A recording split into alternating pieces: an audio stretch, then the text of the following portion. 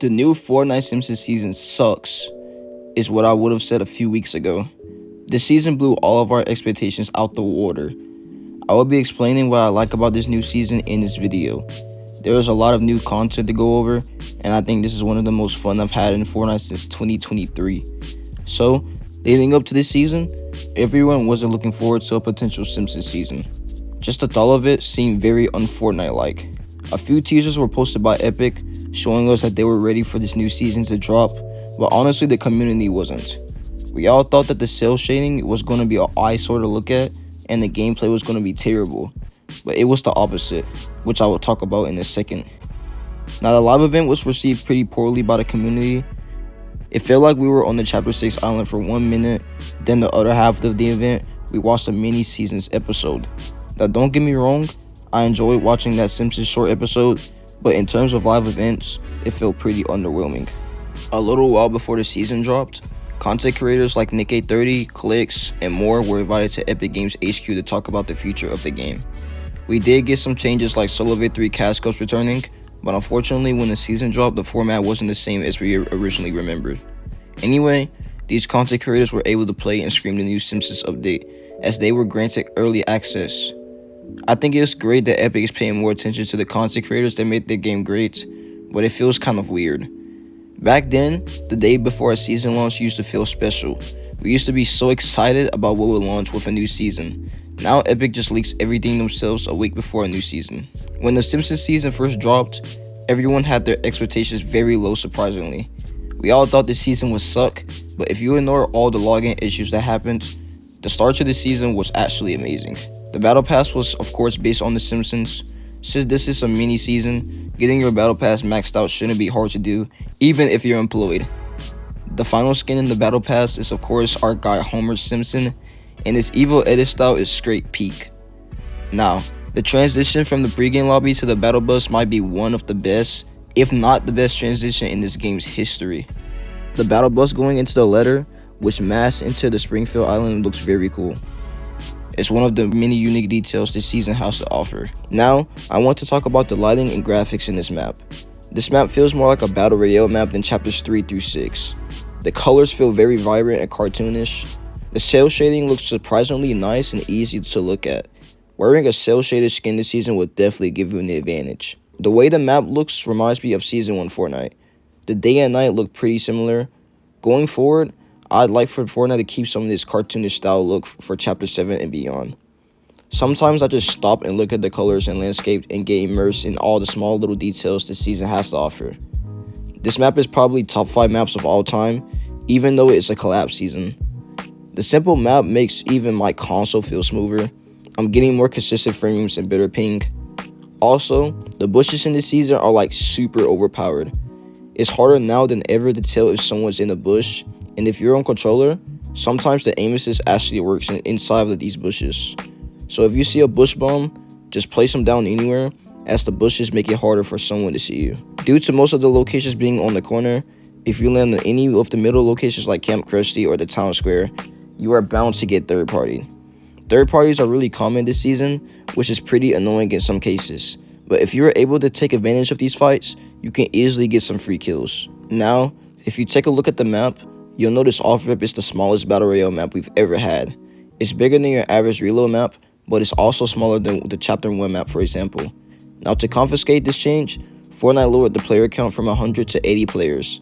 This is a smart move on Epic, because could you imagine 100 players on this map? Yeah, that wouldn't be fun. Anyway, the loot on this map is actually really spread out. Now for the loot pool. I think it's very interesting the more I actually play the season. If we first take a look at the assault rifles, you can see we have the Striker AR, the infantry rifle, and the suppressed scar in this season. I want to note that the Striker AR from Chapter 5 no longer has bullet travel. I was hoping that they would completely remove bullet travel, and thank goodness they did. The Striker AR is now his skin, so you probably wonder which AR you should pick up. Me personally, I like the suppressed scar better. It's easier to shoot from longer range, and since your shots are silenced, people are less likely to third party you if they don't hear the bullets.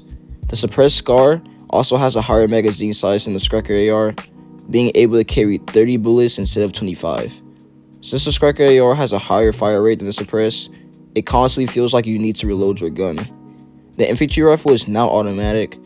I felt like this gun didn't really need that change as it only carries 8 bullets per clip size, but this will be your longer range weapon if you're better off shooting people for far ranges. There are 3 shotguns in this season. Out of these 3 guns here, which one do you think is the worst of the bunch? 3, 2, 1. Well, obviously it's this guy, the Ranger shotgun. When you have this weapon in the same vicinity as the tactical shotgun, the Thunder Pump shotgun, it's only right to drop this shotgun after the early game. Now the tactical shotgun's model has been changed.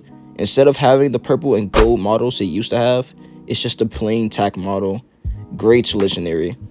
I don't really like this change, honestly. If you're able to find and kill Evil Homer, he will drop a mythic tactical shotgun. Now I'm not gonna lie, sometimes I feel like this thing can 2-shot someone in the body, while other times it just hits for 20s and 30s. It could just be a me thing, but I swear this mythic shotgun is trolling me. I'm definitely picking the Thunder shotgun over any shotgun this season, unless it's the mythic tactical shotgun. But despite the reload time being super long, it's the most consistent shotgun in the season. The submachine guns I feel like don't really matter, as I recommend you carry an AR this season, but I'm going to mention the mythic P90. If you're on controller, this thing melts through anyone. The high fire rate allows you to bleed through your opponent's walls and just spray and pray.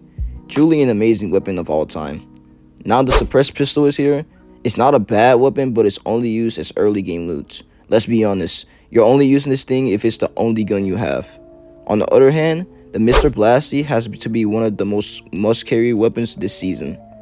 This gun feels like the easier version of the Mammoth pistol, but with lower damage and a faster fire rate. It does around 100 damage to the head, so you could just 2-shot someone with this gun and get an easy elimination. If that's not OP enough, the exotic version is way better. The balloon effect can be used to rotate around the map or mess someone up when you're shooting at them. It's definitely fun to use when you're the one using it, but if you're on the receiving end, it's pretty hard to kill someone using this gun. And half the time you're just going to be floating in the air, not knowing what's happening. Now we have to talk about the healing and utility items. In this season, and I'm just going to be honest with you guys, the Krusty Burger is definitely the best healing item right now. Right next to the legendary slurp juices. They come in uncommon rarity and can mostly be found chilling in homes and buildings around the map. They take only a second to use and heal you for like 30 health and shield. These comes in stacks of 6, so you easily just carry them and heal after taking damage in the fight. This is definitely a must carry along with the super squishy. Using the new blinky fish along with the new super squishy makes you fly around the map really fast. If you guys didn't know, if you come across a fishing spot, you have a high chance of easily getting blinky fish. We also need to talk about the player counts in this season.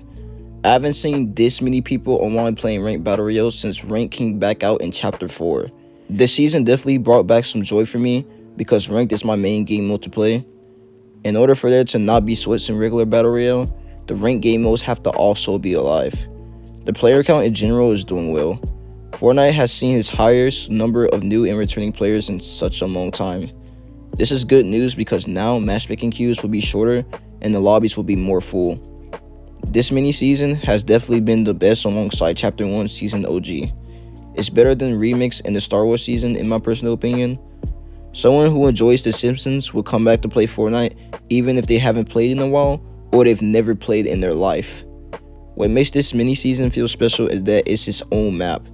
The other mini seasons included maps we were familiar with, so that is what makes this season stand out even more. Even if the storyline is a little messy, or maybe the Simpsons season isn't the best catalyst into going into chapter 7, as long as the gameplay is fun, none of that really matters to me. Obviously, the storyline plays a huge part in what we get in the game, so that's why I hope that moving forward, Fortnite stays more true to itself and goes crazy. Let me know what you guys think Fortnite should do with the rest of the season in the comments. Hopefully, Fortnite can continue to add new additions to this season as the weeks go by, so that by week 2, everyone won't be bored. Hopefully, this season ages well as we progress through November.